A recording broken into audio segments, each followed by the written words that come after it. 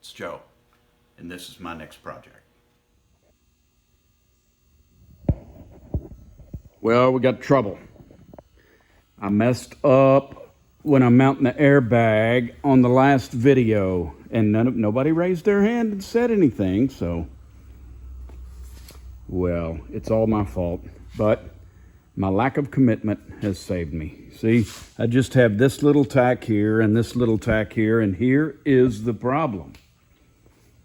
I cycled this thing up and down several times, and when it cycles, it pivots here, so naturally it pivots around that bolt, and you can see that the bag mount is slanted down.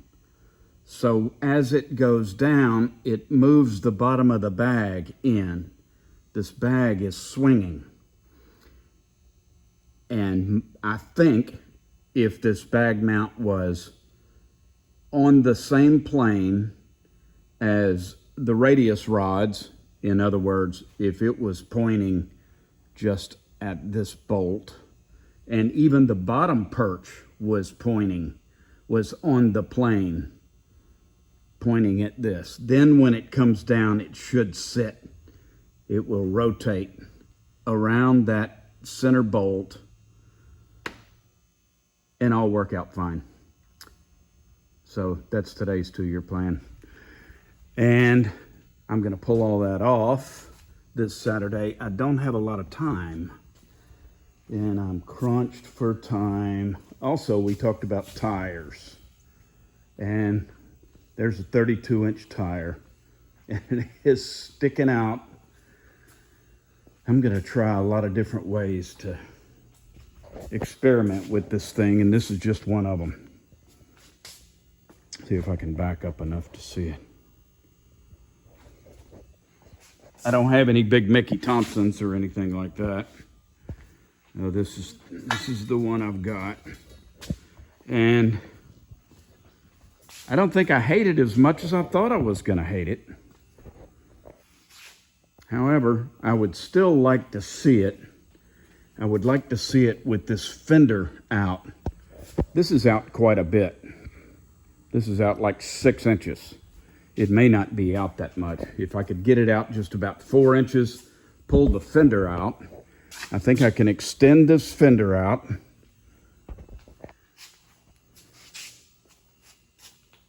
and cut this body right through here and widen that and just put a filler right in here. I think I can move that fender out to wherever I want. Cut the opening, the wheel opening, and cut it off there like a cobra. That's what I'm thinking. So we will see if I can get this bag mount moved by the time this video comes out, and if it doesn't, this is going to be all you get. But we will be back, and we still have the panhard bar to do, and I'm really anxious to move on to finishing this body and just really refining these body lines.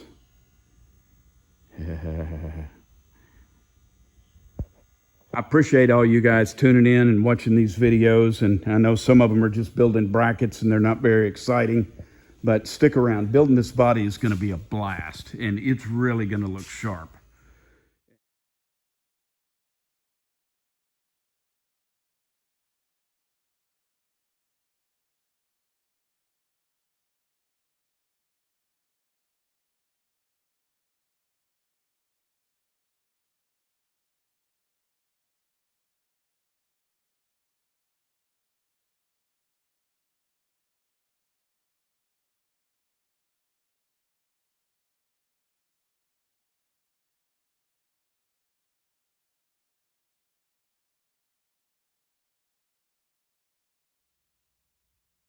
Now that's more like it. I think that's going to work. The plane of the top is in line with this pivot bolt, and the plane of the bottom is in line with this pivot bolt.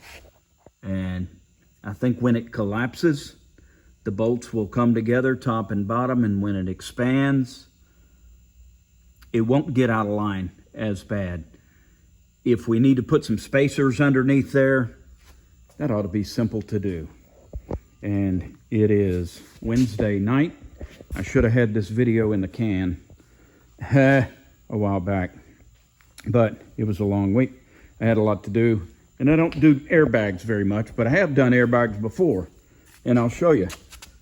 On this truck right here, this was a truck that Brandon Long built in Longview, Texas, and he called me and wanted to talk to me about doing the frame. And what they wanted to do is cut the floorboard out and lower the floorboard over a stock frame. And I thought, well, I think we can do better than that. So this truck's laying mostly on a stock frame. We changed the front cross member. I put a Ford Aerostar front cross member, lower A-frames, Monte Carlo drop spindles, tube upper A-frames. And I got them in there, and see, it's laid out pretty good. 22s in the front, and they're not all cambered to death. 24s in the back. Brandon Long did the body work. Doyle Thomas and Taylor Thomas own this truck. A beautiful truck. Wood lay the frame. Paul Adkins interior. Just very nice. That was a fun project, but on a totally different monetary plane than the little Zen Coupe here that we're doing out of our back pocket. Also, I put a little bit smaller tire on it, and I'm not liking it as much.